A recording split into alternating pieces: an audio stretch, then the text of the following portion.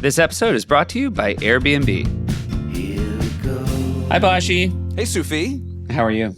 I'm great. How are you? Good. I just had 4 days with mom and dad, and they just departed a couple hours ago.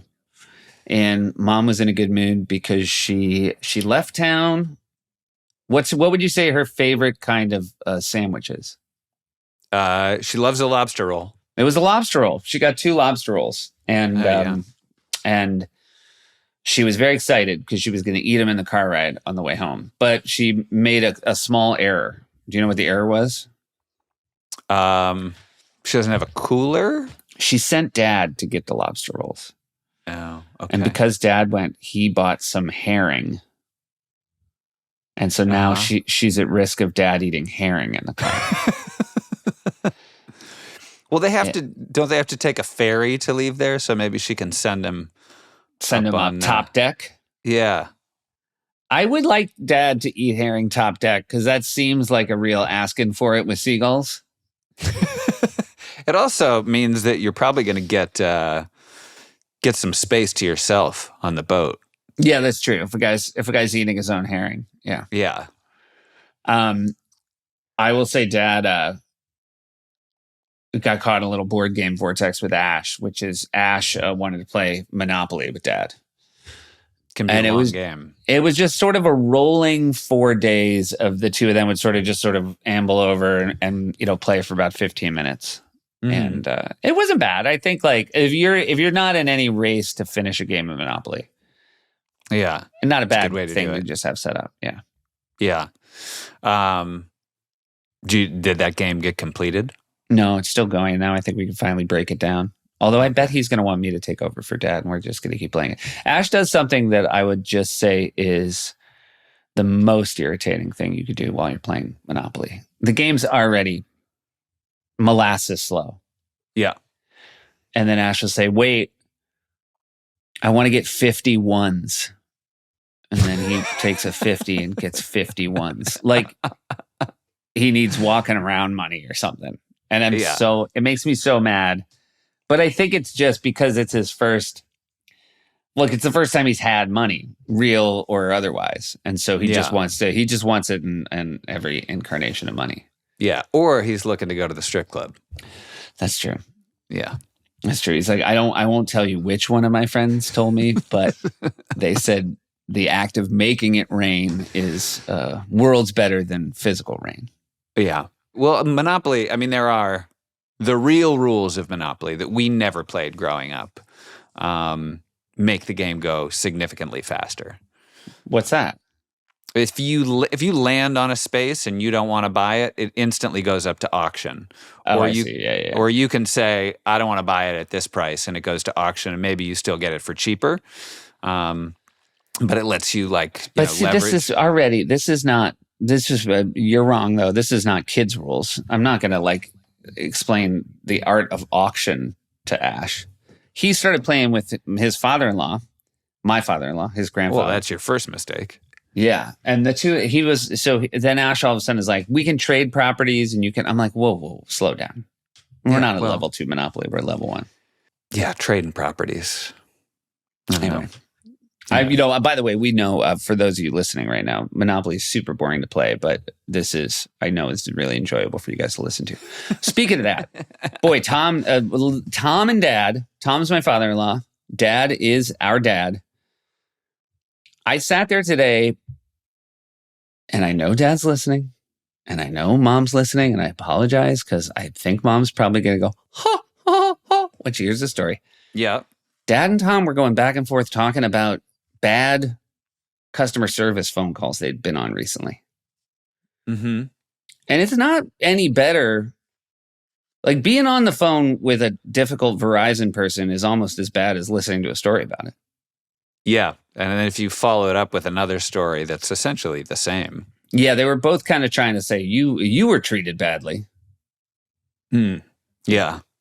In the world of customer service, I had a big thing happen this week. I write a lot of angry letters. Yeah, I'm glad I didn't know what I was allowed to say, but if I had been allowed to say something, I would have said, "Oh, here we go." Well, I wrote a letter to the Washington Post. Great. About their Olympics spoilers. Oh, interesting. Good take. They were running like banner sort of in the section of red, which is where they would say, missile strike in, somewhere where there's not currently a war or whatever, like, whoa, or like Biden drops out. Like in that bar, they would say Katie Ledecky wins her 4th gold in, this event. And this comes across the radar at, let's say 1 PM LA time, when NBC is going to package up the Olympics and show them to me at night. And I will see this thing. And there is no need to banner ad this. I'm intentionally not scrolling down to get to the sort of sports section and those kinds of updates. And I wrote an angry letter, and they called me and they published it. What? Yeah. When did you were published in the Washington Post? Yes. This is, let me just tell you, this is so much better a payoff than was at the end of Tom or Dad's story. This dude, Ryan Vogt, calls me up. He's like, hey, I'm with the Washington Post. I was like, yeah. He's like, we got a lot of complaints about our Olympics coverage. Like a lot of it. And yours was one of the few that wasn't laced with obscenities. And I said, I think I probably sent you 2, and one of them was. And yeah, I was so tickled to get a call from this guy. And I had such a nice conversation with him. And I think, I asked, I was like, do you have to, read every letter to the editor? And he's like, yeah, most of them. And he's like, and I appreciate that this is a nice phone call, because usually when I call people, they're sort of still mad. And I feel like they carry a lot of that anger into a conversation with this guy who just wants to make sure you are who you are, and that someone's not trying to, put you on the hook with some nonsense complaint. But yeah. This is fantastic. Did you plug the podcast in your letter? Did you? No. Were you like, as the host of Family Trips with? No. All right. This is really, oh my God, this is so exciting. Are you looking for it? I am, and I found it. Okay. Hold on. Seems like some people are upset about Garfield. There's multiple complaints about. Okay, this might be all about comic books. Hold on. You are not at the top of this, by the way. No, I know. I'm scrolling down. And by the way, that's not a judgment. You might just be a really good closer. There's a Chuck Woolery complaint as well. But I don't have any of those. Probably not the one. Hold on. Yeah. Oh my God, I'm just going to... Okay, here we go. Ooh. All right, can I read it? Sure. Can you please, for the love of God, offer a way to block results in future Olympics? I follow the news. Politics is popping. But I can't tell you the number of Olympic events you ruined for me by running banner headlines in red, giving me results. I don't scroll down to sports on the Post homepage these entire games, but it didn't matter because you threw results right up top in the same place you'd put breaking national security news. Also, as the host of a podcast about family trips, I would love if you could tell my brother to stop talking about SNL. That has a different time and place. Very well done. Yeah. It's so nice when you're angry about something to be heard. Mm-hmm. Right. And to actually have a conversation with someone over there who says, like, we've got a lot of complaints about this. Like, yeah. I was not and he was like, are we the only ones that are sort of like giving up this news early? And I said, I don't know, but I'm not going to sort of more tabloidy news sites intentionally during the Olympics because I don't want, I'm not popping on Twitter. I'm not jumping on the gram. Well, I guess in the end, kind of shout out to the Post for how well they handled this moment. Yeah, I appreciate it. And also, like, eventually, we'll have like AI that can like, someone out there is probably like, AI could actually block that. And it's like, well, do it, do it now. Do you think you've written enough complaint letters at this point that AI could also write one in your voice? Like if you Maybe. fed all... I bet. Yeah. I bet they could. Don't give all your information to the World Pods. They're just going to steal your voice. Yeah. Hey, I should know one of the reasons I threw out that Verizon story about Dad is, but I'm very excited to keep teasing this. There's going to be a rebuttal podcast coming up soon. And I mentioned this because you're about to hear our listener episode. Mom and Dad, although I'm getting the sense it's mostly Dad, are keeping a list of things they would like to rebut in an upcoming podcast. And I certainly am looking forward to it. Yeah, I think we're going to be there for it too, aren't we? So can we rebut the rebuttals? I mean, I feel like we might just let him rebut away. Yeah. And then just one man shouting into a cave. No, I mean, I think we should be there, but I think we should be sort of dutiful sons and just on each rebuttal, I think we should say, yes, Papa. Looking forward to that. Looking forward to that. And thanks again to our listeners.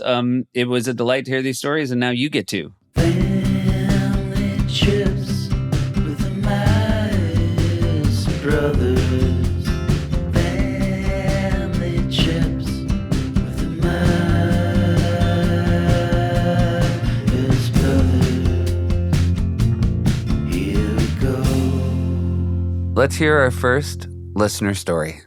Hey guys, my name is Tyler, and I'm from the Milwaukee, Wisconsin area. Absolutely love the podcast and hope this story can contribute to the hilarity that is family trips. This is a story from our 25th wedding anniversary in July of 2021. The world was opening back up again, and we decided on a trip to San Diego since neither of us had ever been there before. As we were making our preparations and deciding where to go, one of our friends mentioned Black's Beach, just north of La Jolla, and right next to Torrey Pines. So we added it to our list of some other stops we wanted to make and headed out to San Diego. We were out there a couple of days and loving it and decided to go check out this Black's Beach. When we got there, we parked in one of the parking lots that's on top of a 300-foot bluff overlooking the beach. It is a commitment to get on and off the beach, and this is important to note for what we will find later. We got out of the car and started making our way down a steep and kind of precarious dirt path down to the beach. As we were getting to the bottom of the path and nearing the beach, a local guy passed us and said hello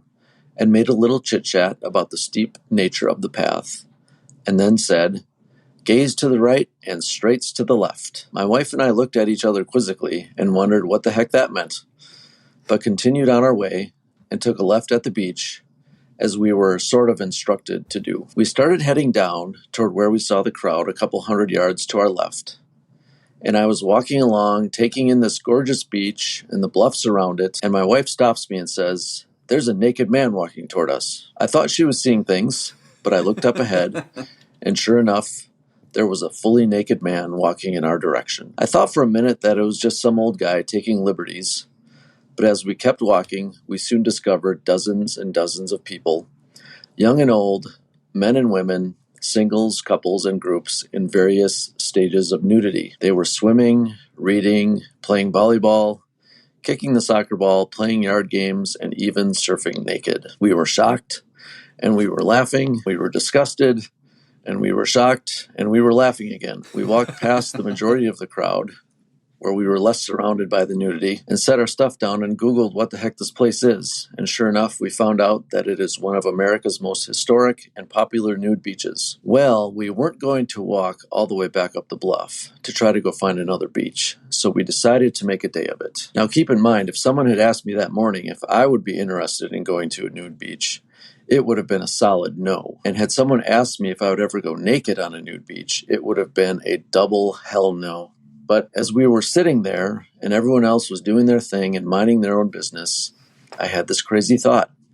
When in Rome, and off came the shorts. My wife looked at me and rolled her eyes and shook her head, indicating to me that her suit was staying firmly in place. So while I'm there in the buff, eating my lunch and reading my book and going swimming and enjoying my time at the beach, my wife isn't having quite the same experience. She's trying to read, but no words are registering.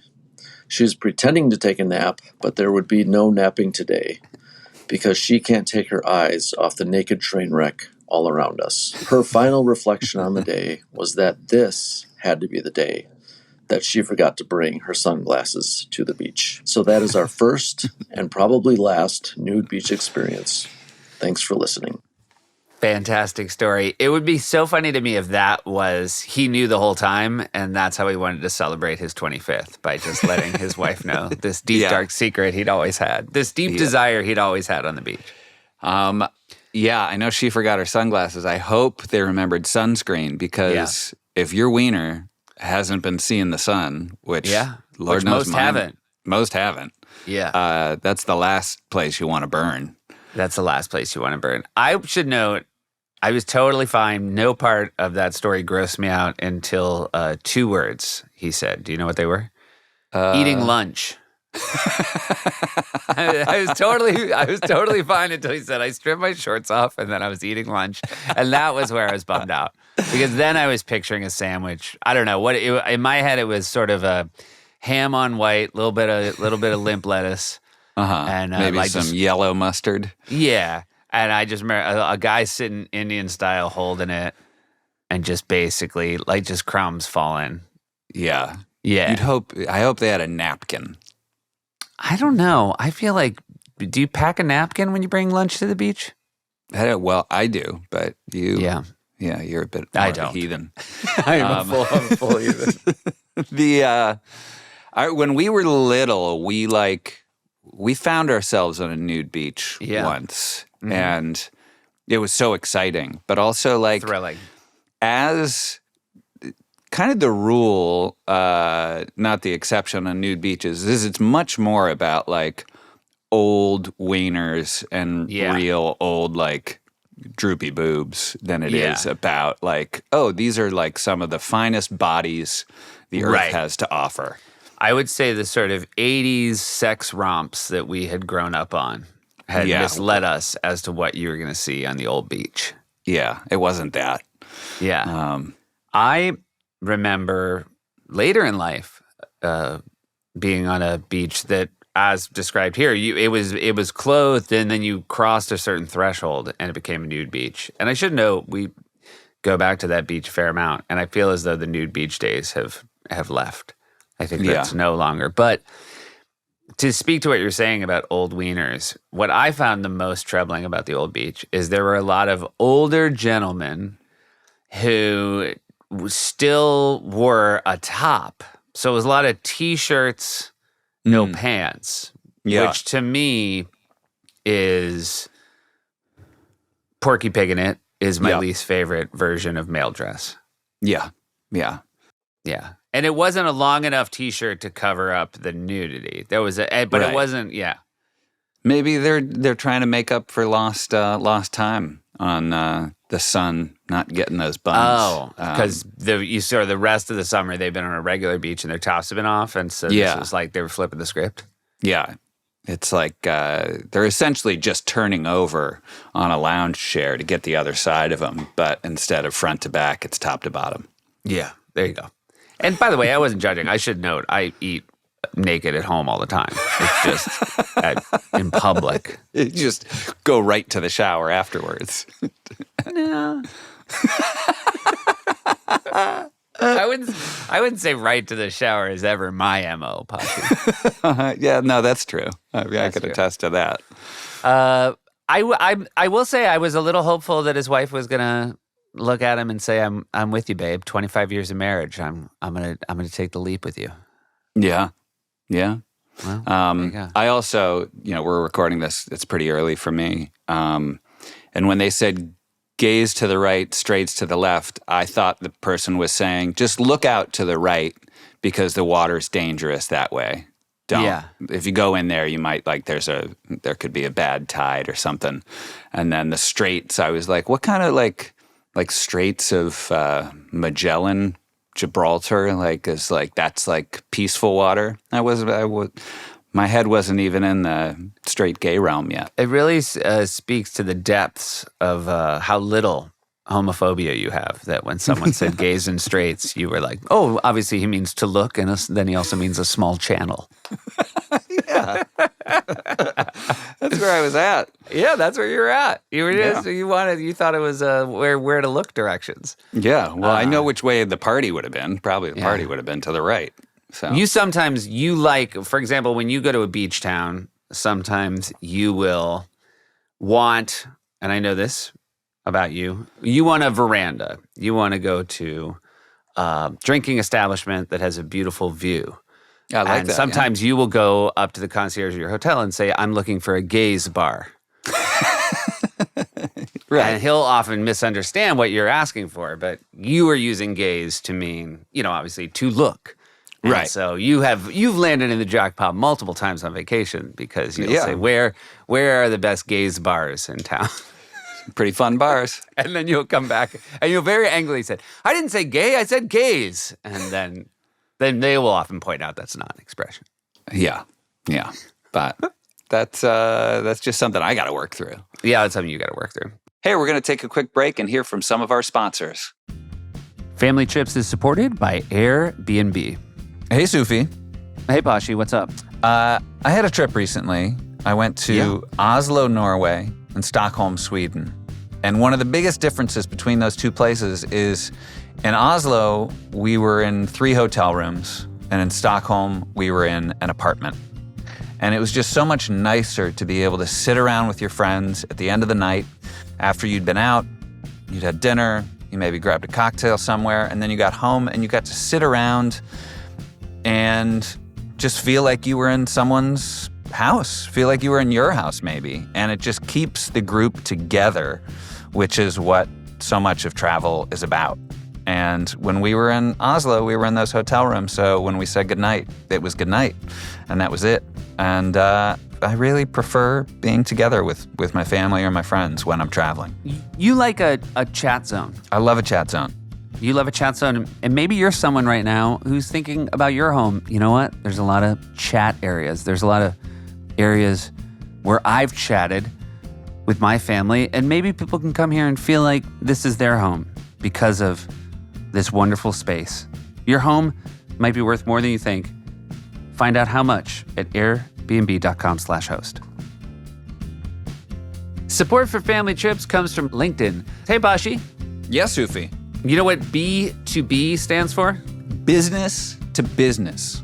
Absolutely 100% right. And as a B2B marketer, you know how noisy the ad space can be. If your message isn't targeted to the right audience, it just disappears into the noise. With LinkedIn ads, you can precisely reach the professionals who are more likely to find your ad relevant. With LinkedIn's targeting capabilities, you can reach them by job title, industry, company, and more. Stand out with LinkedIn ads and start converting your B2B audience into high-quality leads today. It would be like the worst sort of ad for me to see. It would be like, go visit the Grand Canyon. I'd be like, dude, you got the wrong guy. Yeah. And that's what doesn't happen with LinkedIn. LinkedIn ads allows you to build the right relationships, drive results, reach your customers in a respectful environment. You'll work with a partner who respects the B2B world you operate in. 79% of B2B content marketers say LinkedIn produces the best results for paid media. So why would you want worse results? Yeah, why would you want, If you're a business, you really you're focused on having your business succeed. So You want to be with the other 21% of people who are like, no, I'm going to do things my way. Start converting your B2B audience into high-quality leads today. We'll even give you a $100 credit on your next campaign. Go to linkedin.com/familytrips to claim your credit. That's linkedin.com/familytrips. Terms and conditions apply. LinkedIn, the place to be, to be. Here we go. Let's hear the next one. Hi, guys. And thank you for keeping me entertained, tickled, and often informed each week. My family trips are varied. Your audience may not be interested in when we evacuated the Boston area due to the polio epidemic in the summer of '52, or when my dad, who was co-authoring a book, took us to Provincetown for a month of solace and creative quiet, only to discover he had rented the family a house where the words location, location should have played a bigger role. We were across the street from the Bonnie Doon restaurant where bagpipers were paid to play at the entrance of the restaurant day and night. You know, we all need Scottish ambiance whilst on the tip of Cape Cod. But the story I think your audience may relate to more closely took place the summer of '63. Yes, I'm old. When my parents, trying to get me away from my high school boyfriend, sent both me and my sister to Europe Parenthetically, I married that man in 1993. My sister is a scholar. She had just graduated Brandeis University with a minor in art history and longed to see the original masterpieces she had studied so intently. I, on the other hand, was, and still am, more interested in most everything other than that. But away we went. Our first stop was in Venice. My first day in Europe. The first day, how marvelously fancy, sophisticated, and European I felt. We boarded a ferry boat that would take us for a scenic tour of the area, and while standing on the deck, I spotted a most magnificent bird flying across the sky. My sister was more focused on the sea below. "Oh, look," I exclaimed, and swung my arm in a graceful move past her head to point at that bird. Unfortunately, that graceful swoop swung past her chin, up to her ear, and swooped her eyeglasses into the sea. Gone were those glasses in the hope of ever seeing any of the masterpieces she had come to celebrate. And that was our first day. Well, with not enough money or time to replace the glasses, we did continue the trip. The art was lost to her, and her love for me had faded as well. Oh my God. That's a fantastic story. Yeah. It's so funny to think anybody would want to see a bird that badly. Well, you don't know what kind of bird it was. It certainly wasn't worth that. Also, thank you for that wonderful story, but I think maybe as a young person, you needed glasses if your depth of field was so bad that in the gesturing to look at a bird, you managed to swat the glasses off your sister's face. Yeah. Do you know that famous, it reminded me of that famous Twilight Zone episode, Time Enough at Last. Do you know that story? I don't know. It's a guy who all he wants is time to read. And I believe it's the guy who plays the coach in Rocky, Burgess Meredith. Yeah. And, but basically. And is he like, all I want to do is read? Pretty much. He wants to read, but he has big, crazy glasses. Like the biggest, thickest lenses you've ever seen. And he just gets bullied around, and all he wants to do is and then there's like a nuclear apocalypse, and he's the only one who survives. And he's so excited because he finally has time enough last to read all his books, and then he breaks his glasses. Oh. Yeah, real good. Twilight Zone, yeah. Real good Twilight Zone. So this was a real Twilight Zone trip for your sister. Yeah.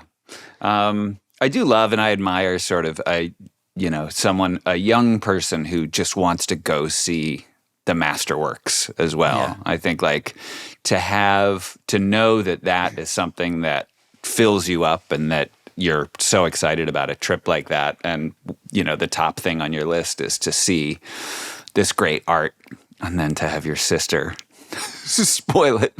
Oh, it's so funny. Glasses are too expensive, man. That's one of my takeaways here.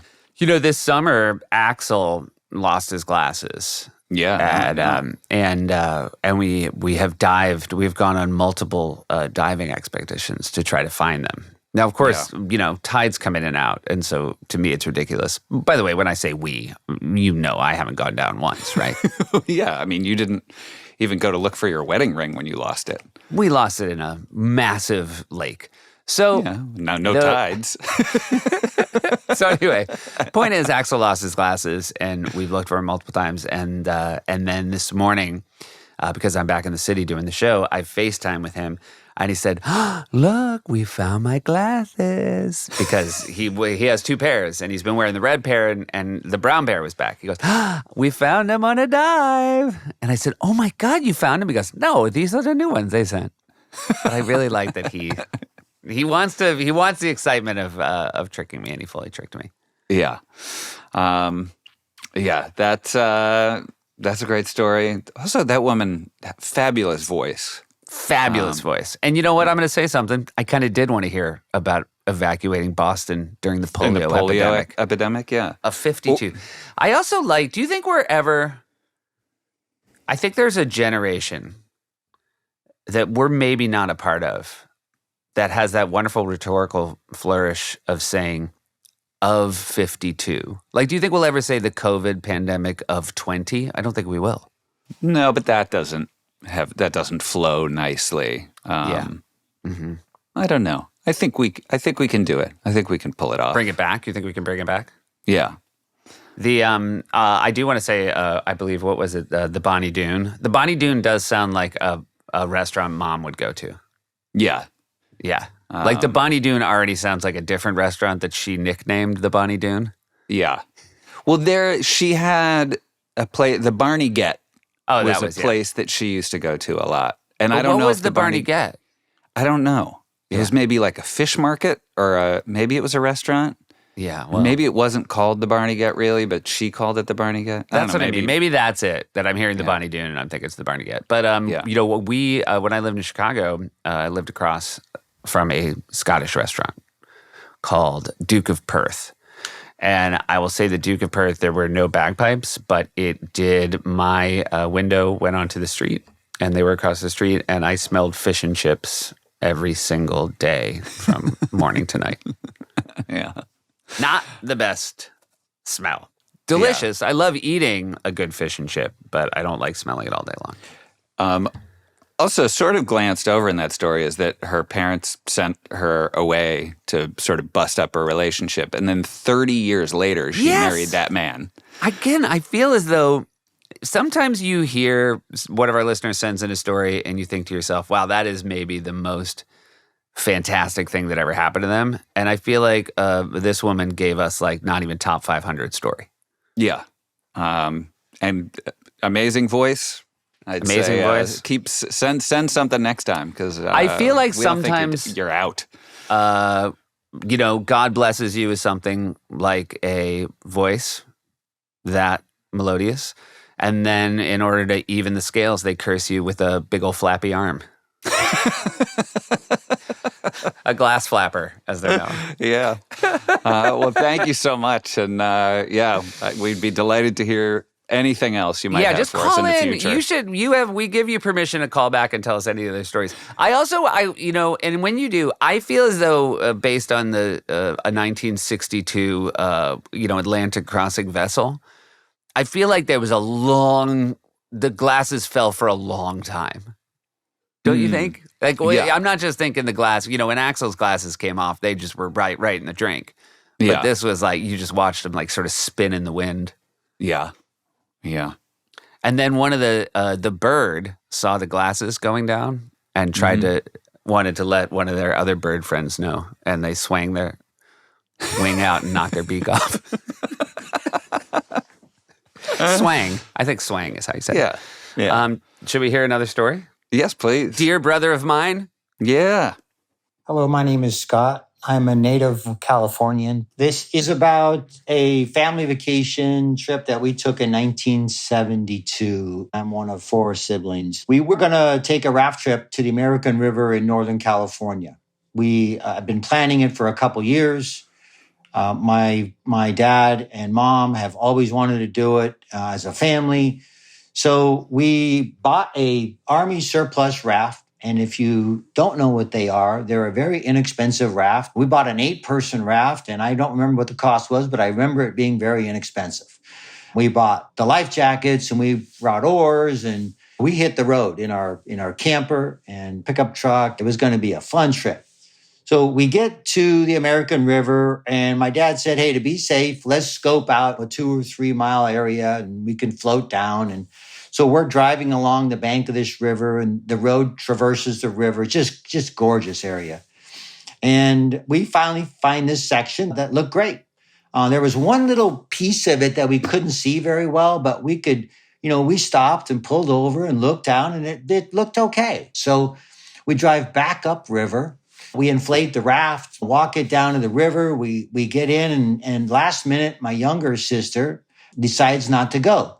And my mom and dad said, well, you guys do it first. And if it's really fun, then we'll all go. So I'm 12. My brother was 14 and my older sister was 16. We're all 2 years apart. We get in, we got cameras, an ice chest, got the oars, 40 yards downriver. My sister says, did you get the life jackets? Nope. I thought you got them. No life jackets. So, of course, we said, we won't need them. Well, we're floating down the river, and my sister says, hey, guys, is that river dropping off, or is that an illusion? And I said, nah, it can't be. No, it's an illusion. We're probably 100 yards out. Now we're 50. She says it again. No, it can't be. It's an illusion. So we get about 30 feet and it's definitely dropping off. We're backpedaling. We got the oars and we are scrambling, trying to get this raft back. And man, it's not going. You might as well be swimming upstream. It was that hard. So we get right at that cusp where it's dropping off. My sister jumps and my brother gets launched. The raft buckled severely and it just kind of catapulted him. I decided to hang on to the raft.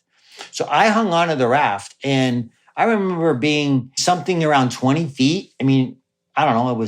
Wasn't that bad to me, really. But when I landed, the raft was on top of me and immediately there was a log that just came up and I hit the log. I grabbed onto the log. I remember the raft kind of going over. It was just gone. And the water was coming over my head, so I couldn't breathe. So I let go. I get sucked under the log. I pop up into these rapids that were probably 3 feet. And I'm thinking, where did these things come from? We didn't see these. This was not part of the plan. So I'm trying to swim out of this river. There's nothing around, no raft, my brother, sister, everybody's gone. I finally get to the bank of the river and it was probably 100 yards downstream. I'm yelling my sister and brother's name. I finally see my sister running up. You know, we're hugging. My brother's come running up. He's got a big gash on his side. But, you know, it was fun. It was scary. And I would do it all over again. What a great trip. Only when it works out okay. I know. Some bumps and bruises and scratches and cuts, but everyone. It is, right? It's that trade-off we make with risk and adventure. And you go on one, and then you have a memory like that, and all your siblings remember it. Yeah, it's really good. It's really good. that was cinematic. That's like I feel like I've seen something like that happen in several movies, and I know this in any movie where they say, "Are those rapids or is it an illusion?" It's always rapids. Yeah, it's never. This is a terrible movie. It's a terrible when they get there and say, "Oh yeah, it was a trick of the light." Yeah. I feel like we maybe had a very similar raft.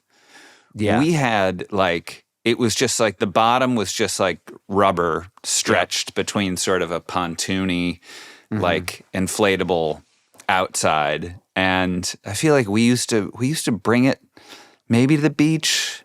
At one time we went up to Molasses. I do know there are garage has 4 things you bought and used once, and they're just a little too expensive to throw away, but you don't really need it. Yeah, but I feel like it sounds like, this one and the one we had were like Army surplus store. So not expensive, but I remember blowing that thing up and it just had just an enormous hole that you'd have to breathe into for about, 2 hours. It's crazy about how much easier it is to blow up things now. With pumps and... Yeah. There's both. There's the ones you step on. Yep. And then, of course, now there's ones where it's just, motorized. Yeah, you plug it in or it plugs into your car. And the thing that bums me out, Posh, is, as children of the late 70s, early 80s, that technology existed. Everything that made pumping better. It's not like somebody invented a new flange. It's not like the fucking internet. Yeah. I mean, the pump one is just like the thing you just make the bellows. Start a fire. Yeah. Yeah. And so again, I feel as though I might be why I have asthma. Because I had to blow up that raft once. Yeah. I love, it happens a lot when we're up in New Hampshire, but when you're driving along a highway and there's a little river on the side of the road. Yeah. I feel like I see it more in New England than I do certainly here in California. But I'm always like, man, I'd love to get some sort of boat and get in there and just see how far you can go. But I don't want to go over a waterfall. I don't want to go over all of it. I think we mentioned, we went whitewater river rafting once. Yeah. Uncle Kurt was there. On the Kennebec River in Maine. And it is one of the great photos of our family. Yeah. I think of it the way that, that George Washington crossing the Delaware painting. Mm-hmm. Like it has that. Everyone's face is incredibly well captured. That's not a photo, the George Washington one? It's like one of those old cameras. They were crossing and they had to stay. They was like, be really still for 2 hours. And George Washington was just pointing because someone knocked his glasses off. Yeah. Well, he said, look, he was, he knocked somebody else's glasses off. Oh, he was right. like, oh, yeah, if bird. you look at that painting, take a He look. said, he was giving a speech where he's like, remember, what we do now is for American democracy, not just today, but for, oh, bird. And then he's like, where are we? And they were like, the map guy, you knocked the map guy's glasses. We have no idea where we are. Yeah. You know what he was speaking of American history as I sort of stumbled through that. I had this thing where I always thought I'd be the kind of dad was. You know what I mean? Who knows everything? Yeah. And I realized that he didn't learn it once he had kids. He'd already known it. Like, it's too late. Once you have kids, you can't learn stuff. And he told so many stories about the American Revolution. Yeah. Like bedtime stories where he would make them thrilling. Mm-hmm. Not thrilling enough for me to remember any of the details, but it's just that weird thing is it's dawning on me of like, nah, he was special. We had a really good one. I've been watching this Netflix documentary, The Turning Point, the Cold War and the Bomb, which is a 9-parter. It's a beast, but it's great. And it's so educational. And I was going to tell Dad, like, oh, this is great. Like it, goes from Lenin all the way up to today and like all these, little uprisings. And Dad, he'll be like, yeah, I know all this stuff. Yeah. So I don't think it's a good rec for him. No, you gotta find new stuff for Dad. Yeah. It's a little heartbreaking because also, there's a weekly news quiz. I don't know what newspaper it's in. New York Times. New York Times. And if you're home or if you're with them, I'm sure they would do it if they were with you over the weekend. Dad will be like, okay, should we take the news quiz? And clearly he and Mom do it every week. I love it. But he reads every day the New York Times, the Boston Globe, the Wall Street Journal. He's so up on everything. Like he is guaranteed to score 100%. And so it's like, it's not fun to play the news quiz because at the end you'll be like, oh, okay, Pashi got, 5 out of 8 and you'll feel good about yourself. And he's like, and I was 100%. You're just like, okay, I guess you win again. It's true though. It's very impressive. It's very, very, very impressive. Yeah.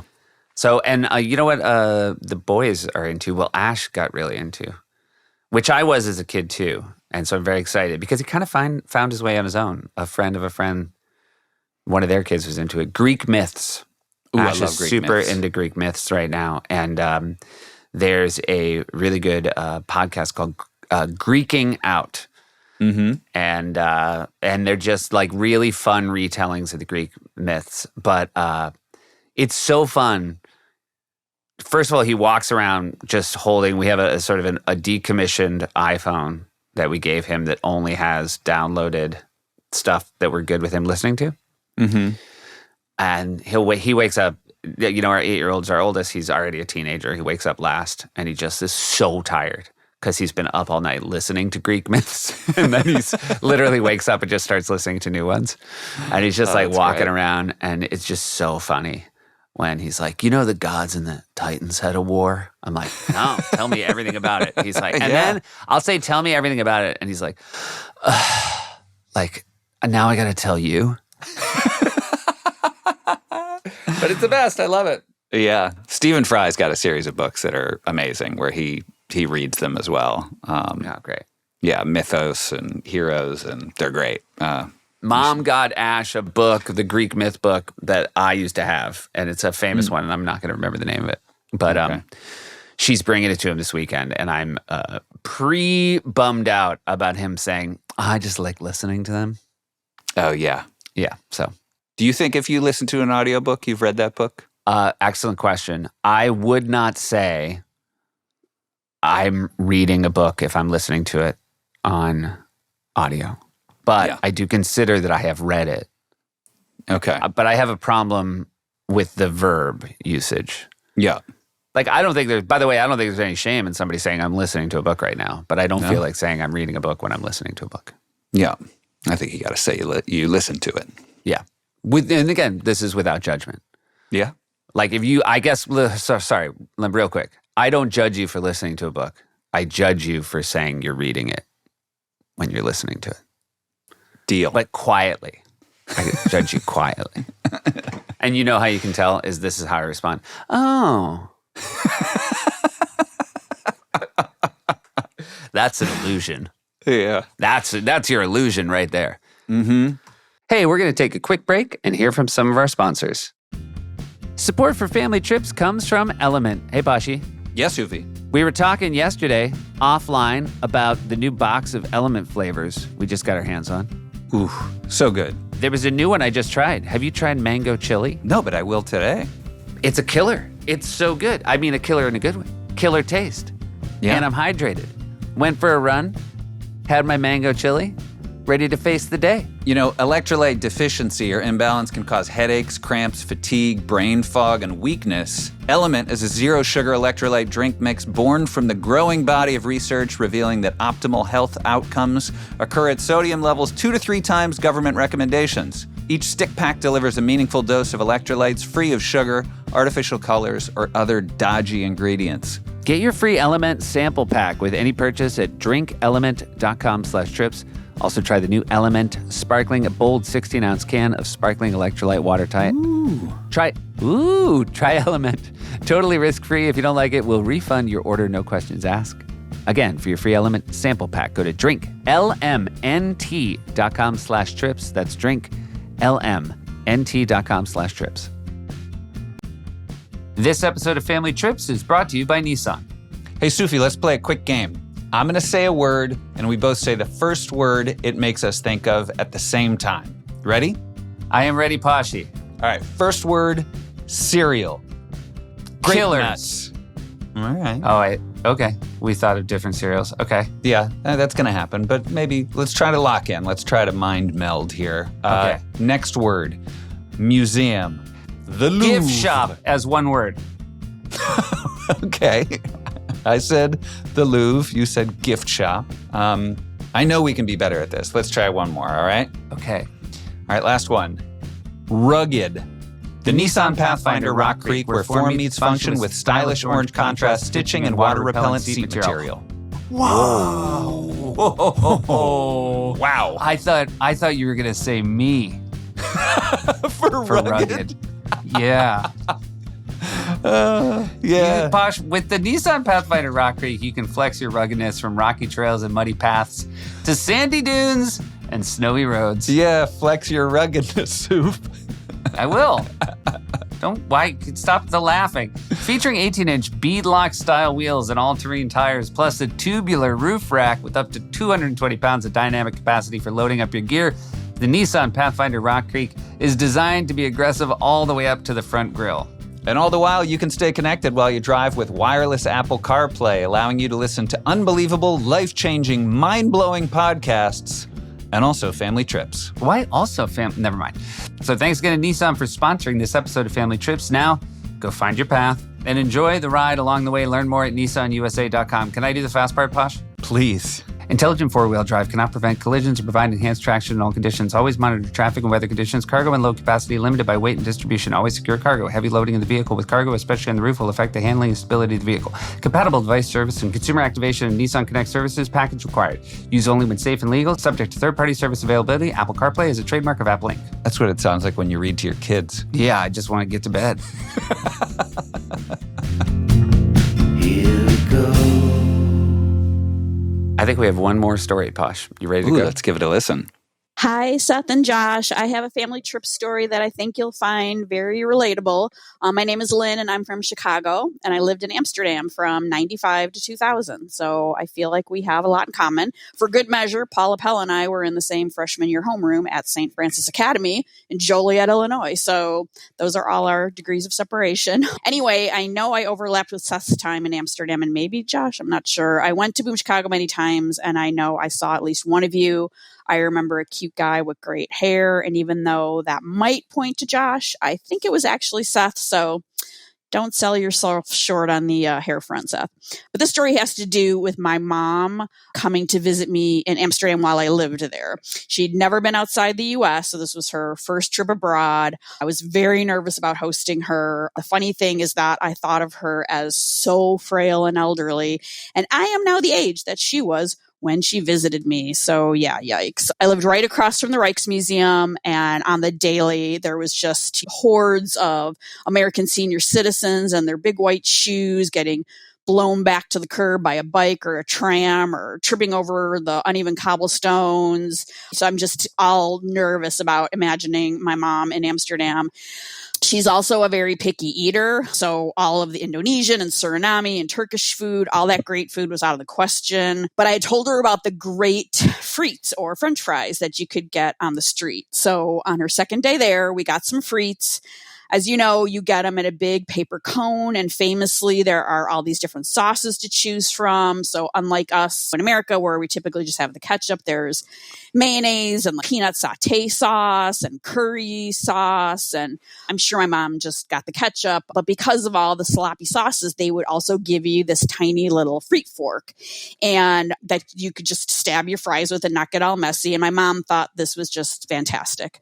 She loved the little fork, and off we went, walking around the light supply, and she was just wolfing down these fries. We're walking along. Next thing I know, she is on the ground. She's just flat on her face, completely splayed out, face down. And to this day, I have never seen anybody fall like that. It was just timber, just like down, fully flat on her face. And even now, I'm like, where were your arms? Where are your reflexes? What was going on? Her arms were holding on to her precious cone of frites. And so then I roll her over, and her mouth is all bloody, and I can't tell what's going on. I'm like, does she have her teeth knocked out? Has she banged her head? Where's all this blood coming from? So finally I'm wiping off her face, and lo and behold, the frite fork is jammed from the inside of her mouth, jammed into her bottom lip, almost coming out and exiting the other side. She was almost fully impaled by a frite fork. And that was just day 2. Went on to have a great trip, even though she was in some pain in her mouth, and one of her knees still bothers her because, yes, she's still with us at the ripe old age of 90. So anyway, I love the show, and I hope this brings back some good Amsterdam memories for you. I miss it every day. Thanks. Wow. I mean, that was bringing back a lot of memories for me. That was, I feel like based on the fact that they got frites and walked around the lights blind, which is where our theater was, I almost feel like I know the frites place they got them. Yeah, you walk out of the theater, you make a left and a left. Yeah, right there. Vlaamse frites. Vlaamse frites, and I will say, they are the greatest French fries in the world. Yeah. And those sauces, you should mix up your sauces. In general, peanut sauce is a big part of Dutch food culture. Yeah. And French fries and peanut sauce is the great thing about it, it's so healthy. French fries in what is essentially a heavy peanut butter. It does speak to exactly how much better, like, the body metabolizes food. Is the way I ate. If I ate the way I ate when I was 24 in Amsterdam, I mean, I think I'd make it like 3 days before I fully just dropped dead. Yeah. Well, maybe that's what happened to Lynn's mom. Yeah, maybe exactly. It was just like the food got her. There's also, you can get all these sauces, but you can also get a sauce called oorlog, which means war, which is just all the sauces together. It's like when you would get a cup at like a fountain soda thing and just do a little bit of everything. I feel like that's called like a suicide, maybe? Oh, hell. Yeah, not a nice name, but... No, well, oorlog isn't really that nice either. Yeah. Yeah, I mean, I'll catch myself every now and again, like with like a pen in my mouth, or I'll like be brushing my teeth and I'll walk downstairs to get something, and I always get a little scared like halfway down the stairs and take it out of my mouth, because the idea of falling with something in your mouth really gives me the heebie-jeebies. I have the same fear because I've always got something in my mouth, and I think you're right. Especially since my kids are falling down all the time, and I'm telling them not to have stuff in their mouth. So it's interesting talking about tourists. This sort of pedestrian pitfalls in Amsterdam are very real, and in our time, there was a great amount of comedy in our theater about like how American and British tourists were not ready to just walk around Amsterdam. And I should note, it's a great city to walk around. But one thing is, the bikes are far more dangerous than the cars. Yeah. And so when you're American, you just aren't wired. And I think more and more with bike lanes, you are out of necessity wired to be very careful of the bike lanes. But I'm certainly in the late 90s, like I didn't think about it. And so it was just being this sort of American walker we were. You would just walk into bike lanes all the time, and then just like ting, ting, ting, ting, ting, bells of people just furious because they're going headlong as fast as you can go. Yeah. They're commuters. They rule the streets. They rule the streets. And I remember, and because this ties in both to her mom taking a fall and the perilous nature of Amsterdam and the French fries, which is when I first went to Amsterdam. I think it was basically maybe 2 months into me being there, Jake and Bags visited. Jake and Bags are two of our oldest friends, and they were on sort of a tour of Europe the way like post-college people were. And we met one morning. We walked to the Leidseplein. I had to go rehearse. Leidseplein is a square. It's sort of a main square in the city. Yeah, Plein means a square.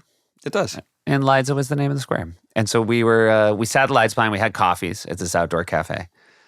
And I should note that Jake and Bags basically just wanted to be stoned. Yeah. Then again, late 90s Amsterdam. This is very... It is like, it's truly when in Rome. It's when in Amsterdam. Yeah, it was when in Rome. Yeah. Yeah.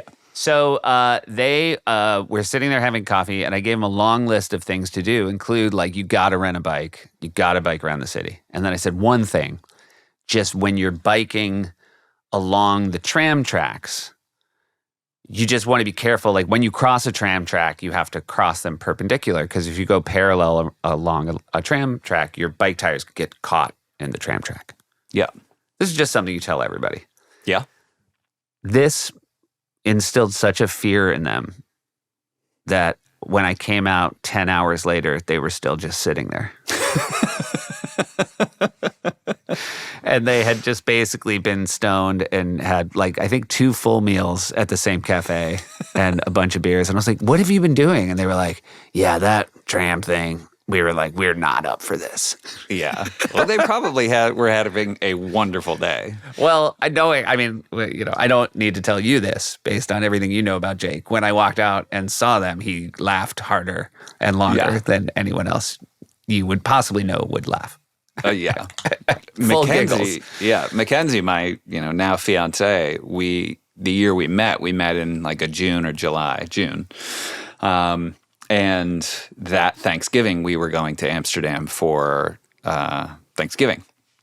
And she was going to meet, I think, you for the first time and Mom and Dad for the first time. And we were biking, and it had rained a little bit, and we were biking up one of these like sort of, main canals, but it's a very tight little road, and there were cars as well.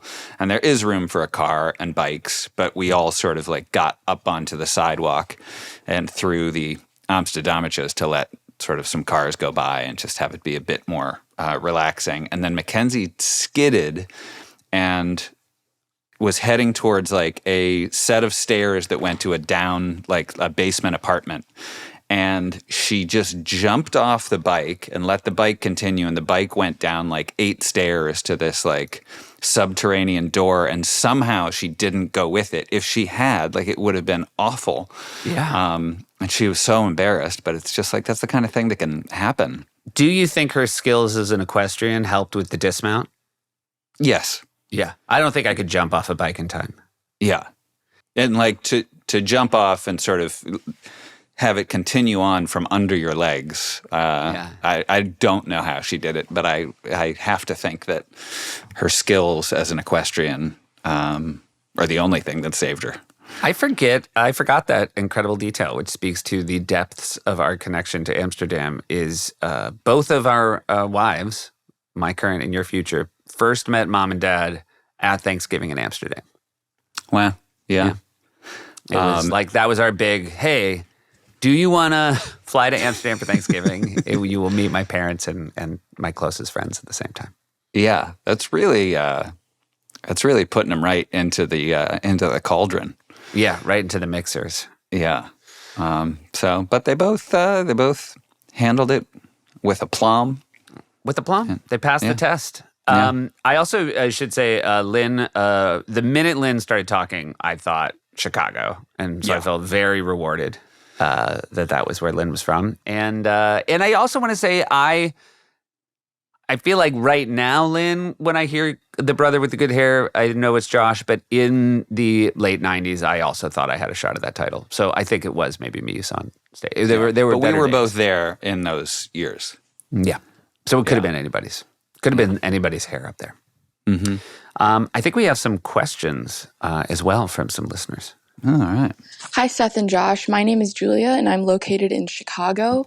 Growing up with me and my siblings, choosing a souvenir was often a huge part of our vacation. It would often take us the whole entire time to decide what we wanted, and it would usually end up being something stupid. So I was wondering if you guys had a similar experience with souvenirs or if you have any memorable ones. Great question. Yeah. Thank you, Julia. The first thing I thought is a very depressing thing about my upbringing, and I think it's probably changed now, is remember I feel like you would go places and they would have sort of fake license plates that had names of children on them, or there were a lot of things that had popular names on them, and there was never a Seth. Oh yeah, I feel like it was like all keychains alphabetical. and et cetera. Yeah. So there'd be a Sean, and then it would skip ahead to like Steve, and so I felt like very left out. I feel like Seth has maybe popularized in recent years, or maybe those chintzy keychains no longer exist. No, but they do. They do. I don't know. I remember a thing I was always jealous of that I never got was the Hard Rock Cafe, like Cancun. Those T-shirts. I felt like people would come back with a Hard Rock Cafe shirt. I always felt very jealous of that. Yeah, I'm trying to think of what I got. Just on the keychain thing very quickly. I feel like they often would have a Joshua. Yeah. Which I'm not. Even on the birth certificate, but even like I feel like it's rare that you'll find a Joshua who goes by Joshua. Yeah. Mr. Joshua. Well, Mr. Joshua. Do you know what movie I'm talking about? No, but you've asked me this before on the podcast and I didn't know. And I like that it's still not resonating. As I said it to you, I realized I've asked you this question before, and I will say I was a little bit more confident you would get it the second time. Yeah. Well, I know that at some point the guy says, "I'm Mr. Joshua." I feel like I remember that's probably the giveaway. That detail. I don't think I learned it from watching the credits. Is it Alan Rickman in something? No. Okay. I'm not going to say it this time. Okay. I'm learning my lesson. Let's see. I don't know. I will say this, and it goes back to something I mentioned about the kids being into Greek myths. Alexia and I went to Greece this summer alone without the children. And rude. Yeah. They never knew. We got some friends to doubtfire us. Oh, that's good. Yeah. And so, but the boys both said they wanted Greek god stuff. And and then at the Athens airport, I found there were two, and they had a nice little weight to them. They're sort of like, if you remember, like a Greek soldier helmet, like that has that like sort of, it's got that brush on the top, and then that like nose piece that goes down the middle. And they look old, Yeah. but they're not. That's good.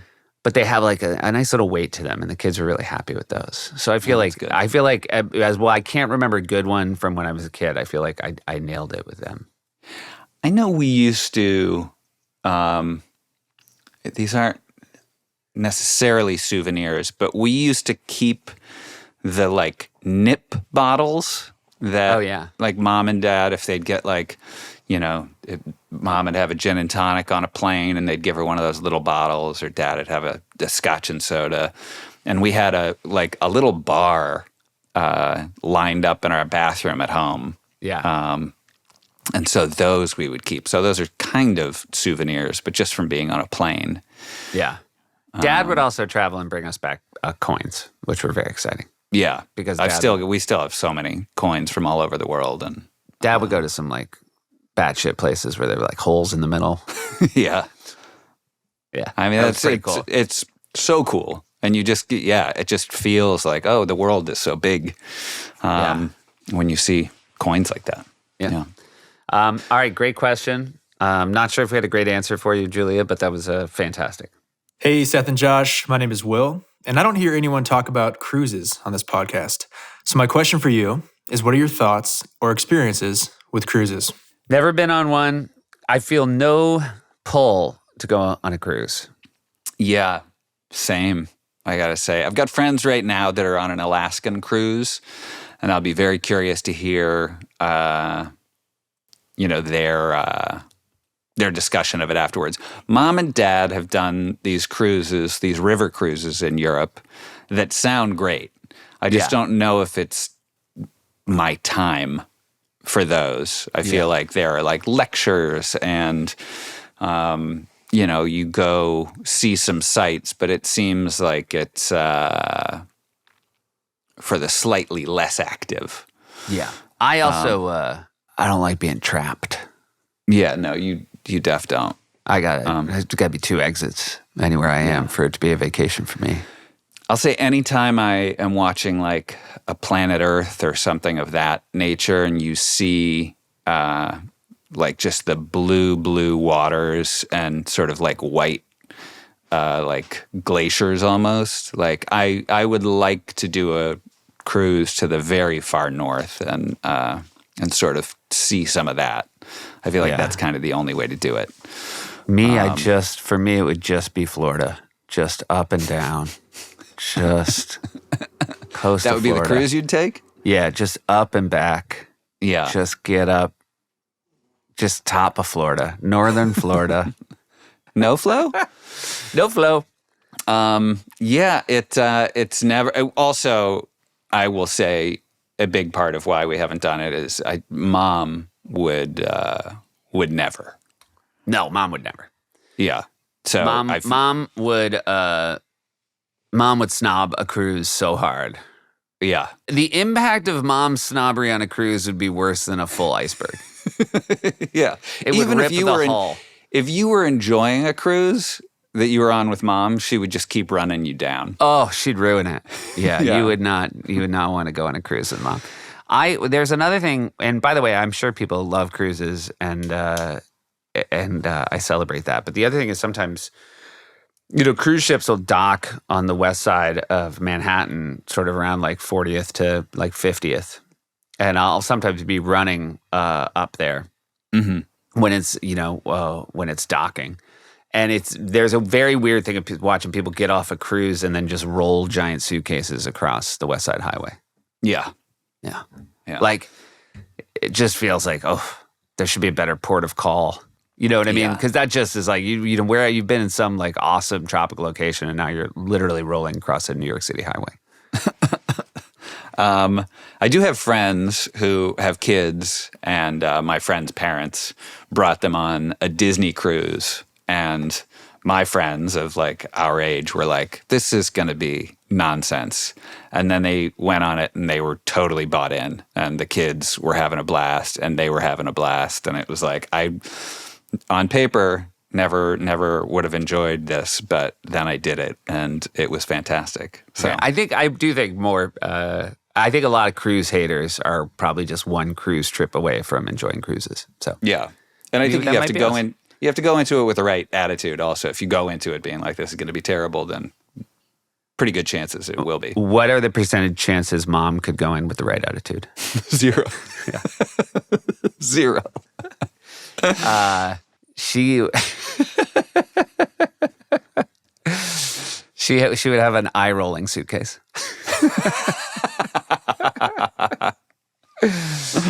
All right, let's hear our next one. Hi, my name is Carol, and I was wondering if there was a kid that took a family trip that you were really jealous of, and if that kid just happened to be a friend of yours, do you still keep in touch with them? Also, just want you to know that I'm loving the podcast. Thanks. Thank you. Thanks, That's Carol. so sweet. Thank you, Carol. I don't know if I ever had a trip that I was jealous of. Yeah, you? I mean, no, I've heard more from our friends with kids that like I know like Stanch and Anne have these friends of ours from college. They have done trips where it's Christmas morning and they wake the kids up and then they like fly to Hawaii or something like that. Yeah, they surprise them. Yeah. And that's a trip that's a thing that we never did. And that I feel like has to be so exciting. And if you get the kids at the right age, it's, you can blow their minds and you can pack for them and they're not going to be like, oh, but I forgot my whatever.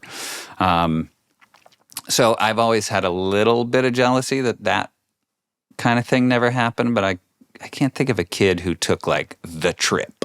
Yeah, I really didn't. And even, I don't have the same, oh my God, I got to see the whole world, obviously, that you do. And so I think that probably helps too, because anything that feels far away, no matter how amazing it is, I think my first reaction is, ugh. But yeah, I didn't have any, friends that went to like a safari or something like that. I feel like something like that I would have been very jealous of. I mean, I guess I'm a little jealous that I didn't have to flee Boston during the polio pandemic of 52. That sounded like fun. That did sound like fun. Tell me more about that. Well, also that's how polio gets you, because if you have polio, it's hard to flee. Right. Well, I think the fleers are the ones who are maybe a step ahead of it. Yeah. Well, absolutely. This is, as always, the best listening and hearing from our listeners. Thank you so much for sending in your awesome stories. Yeah. Thanks, guys. Family trips with the Myers brothers. Family trips with the Myers brothers. Here we go. Thanks again to Nissan for sponsoring this episode. Learn more at nissanusa.com.